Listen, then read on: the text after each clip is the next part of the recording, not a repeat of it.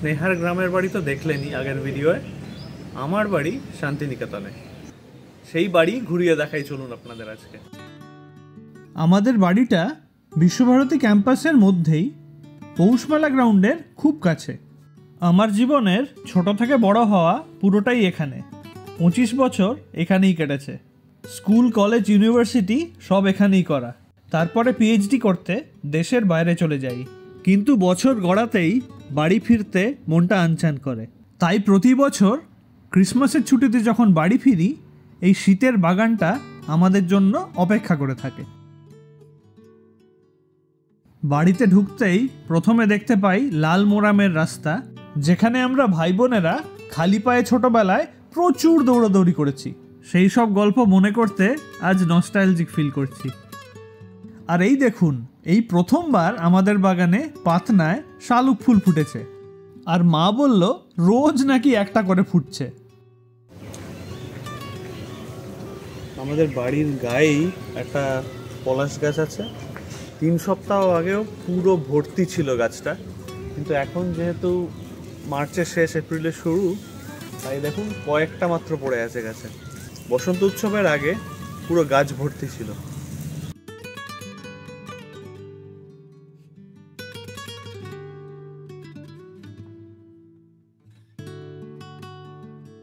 শীতকালে বাড়িতে এত ফুল হয়, এবং আগে আরও বেশি হতো। তখন পৌষ মেলার সময় যারা টুরিস্টরা আসতো দেখতে পৌষ মেলা, তারা বাইরে দাঁড়িয়ে ফুল দেখতো, প্রথমে দেখে তারপর পৌষ মেলা ঢুকতো। আর ওই ফুল গাছগুলোর পিছনেই লনটা দেখতে পাচ্ছেন। ছোটবেলায় ওটা আরও অনেক বড় ছিল। সেখানে আমরা পাড়ার সব বন্ধুরা মিলে ক্রিকেট খেলতাম।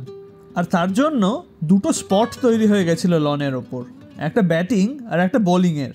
সেখানে চাঁদি পুরো উঠিয়ে দিয়েছিলাম। আর একের পর এক জানলার কাঁচ ভাঙতাম, তার জন্য প্রচুর বকুনি খেয়েছি সবাই। আর এখন সেই লনে এই 2 সারমেয় লালু আর ভুলু উৎপাত করে বেড়ায়। আর এখন দেখুন তারা বাপিদার সাথে খেলাধুলো করছে।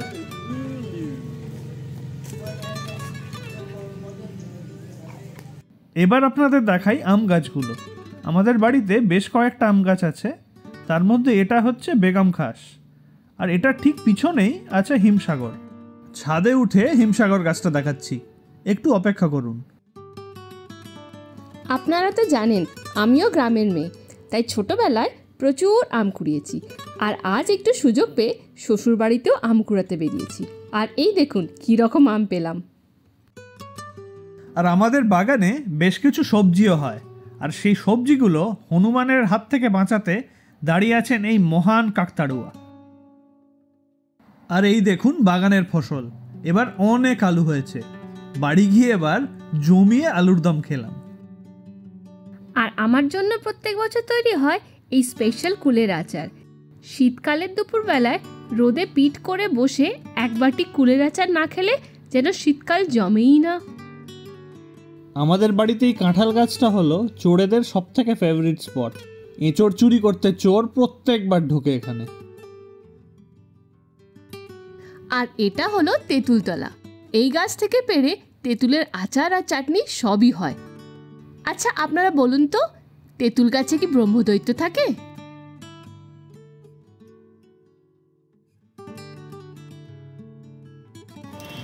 ইউরোপে এটা আমরা পাই না, গন্ধরাজ লেবু। জাস্ট ইমাজিন করুন, রান্নাঘরের পিছনে গন্ধরাজ লেবু। মাংস বানানো হলো, মাংস কষিয়ে যেই ভাতের সঙ্গে মাংসটা পড়লো, গন্ধরাজ লেবু গাছ থেকে টুক করে চলে গেল প্লেটে।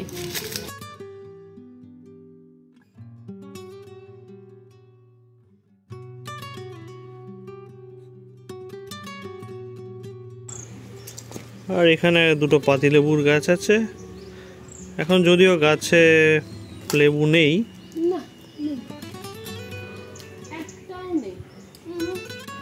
এই পাতাগুলো চিনতে পারেন? সাধারণত আপনারা এগুলো দোকানপাট বা মুদিখানায় দেখেছেন। তেজপাতা।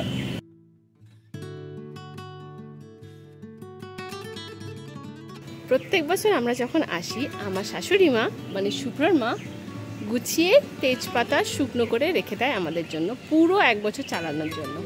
কোনোবারই সেই তেজপাতা শেষ করতে পারি না, আবার আসি আবার নিয়ে যাই। এত ফ্রিতে তেজপাতা কোথায় পাবো। চলুন ছাদ থেকে কি কি দেখা যায় সেটা দেখাই আপনাদেরকে।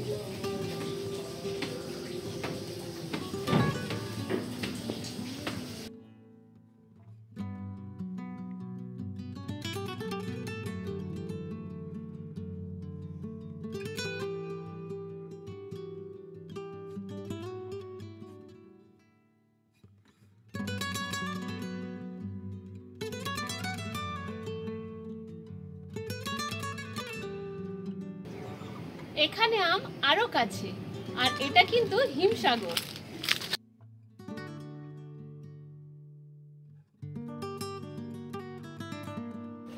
আর এখানে না আম চুরি করলে কেউ আমায় বকবে না, কারণ এটা আমার শ্বশুর বাড়ির আম। ই বাবা, আমের রস না আঠা। কষ কষ বলিস? আমরা আঠা বলতাম, এখন ভুল করে রস বলেছি।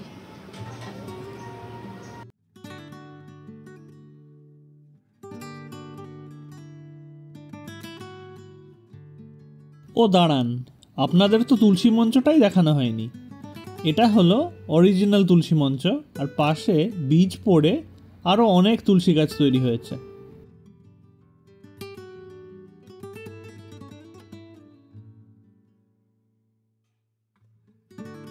আর এটা হলো এ বাড়ির আমার সবথেকে পছন্দের জায়গা, স্টুডিও। এই স্টুডিওতে এবং আমাদের বাড়ির বিভিন্ন জায়গায় আমার কাকু, মামু, কাকি, ভাই বোনেদের করা অনেক আর্টওয়ার্ক আপনারা দেখতে পাবেন।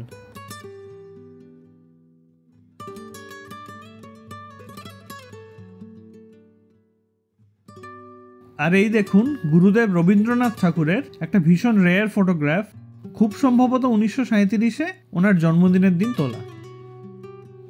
এই দেখুন, আমার শাশুড়ি মা রোজ বাগান থেকে ফুল তুলে ঘরের বিভিন্ন জায়গায় সাজিয়ে রাখেন। কি সুন্দর লাগছে না?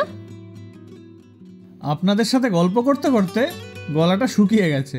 চলুন এবার একটু চা কফি খাই মা বাবার সাথে বসে। আর তার সঙ্গে চলছে খবর নিয়ে গুরুত্বপূর্ণ আলোচনা। আর এবার আমাদের আড্ডায় জয়েন করলো আমার দিম্মা। হাই দিম্মা।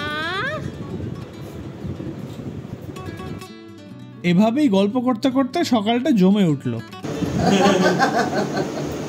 আমার জন্য